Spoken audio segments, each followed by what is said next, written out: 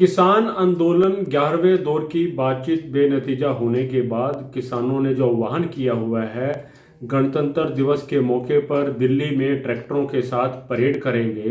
लगातार हरियाणा पंजाब से ट्रैक्टरों के काफिले दिल्ली के लिए कूच कर रहे हैं। हमारे साथ कुरुक्षेत्र से लोकसभा के पूर्व सांसद लोकतंत्र सुरक्षा पार्टी के संरक्षक राजकुमार सैनी जी हैं। इनसे जानेंगे आज जो हालात बन रहे हैं उस पर इनका क्या कहना है, क्या कहेंगे। जिस प्रकार से किसान को शोषित किया गया, प्रताड़ित किया गया, आज देश का किसान अपने लंगोटी कस करके इन काले कानूनों के खिलाफ 26 जनवरी पर 3 लाख ट्रैक्टरों की परेड करने के वायदे के साथ आज सड़क के ऊपर सुबह से हम पिछले 2 दिन से देख रहे हैं, तांता लगा हुआ है।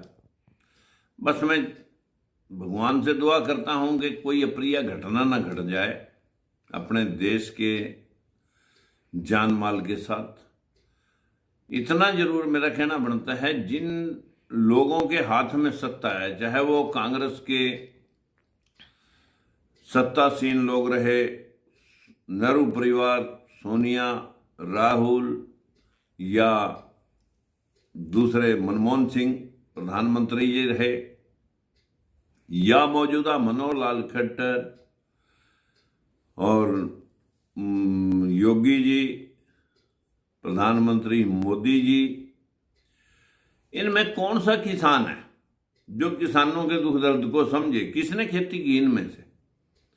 आज किसान के पास पहनने के लिए घर पे कपड़े नहीं होते, बच्चों की पढ़ाई के लिए फीस नहीं होती, सब कुछ मंडी के अंदर सूद के ऊपर पैसा लेकर के खेती को पालता है। फिर जब वो जिन्स बिकती है तो उसके पास हाथ पल्ले कुछ नहीं लगता।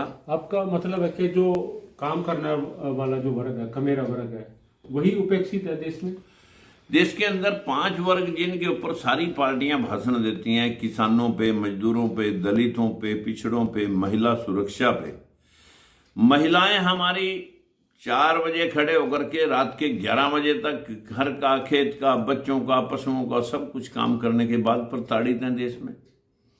इसी प्रकार से हमारे देश का किसान जो इस देश का पेट भरता है वो प्रताड़ित है। उसकी जिन्स को नीलाम किया जाता है। नीलामी तो मुर्दे के माल की होती है। इसी प्रकार से हमारे देश के मजदूरों का चूल्हा तो आधी देर ठंडा रहता है, दिहाड़ी लग गई तो चूल्हा चल गया, नहीं तो ठंडा। हमारे देश के अंदर दलित और पिछड़े की हिस्सेदारी देश के सारे कारोबारों में या नौकरी में, शासन में और प्रशासन में भागीदारी पिछड़ी और दलित की दोनों की मिलाकर के जो 75% लोग हैं उनका हिस्सा 75 की बजाय 25 है, और 25% लोग जो सत्तारूढ़ रहे हैं उनका हिस्सा 75 है। इसलिए जो कामकाजी लोग हैं, जो मजदूर है, हमारी इंडस्ट्री चला रहा है, हमारी खेती को चला रहा है, हमारी बिल्डिंगें बना रहा है, हमारे लिए साग सब्जियां उगा रहा है, वो किसान और वो मजदूर आज वही नंगे और भूखे टीकरी बॉर्डर पर, सिंधु बॉर्डर पर, बहादुरगढ़ बॉर्डर पर बेचारे अपने इंसाफ को पाने के लिए काले कानूनों के खिलाफ आज वहां पर आंदोलन कर रहे हैं, लेकिन सरकार के कान में जूं नहीं सुला रही। तो 26 तारीख को जैसे उन्होंने आह्वान कर रखा है कि ट्रैक्टर के साथ परेड करेंगे और लगातार उनकी तैयारी है।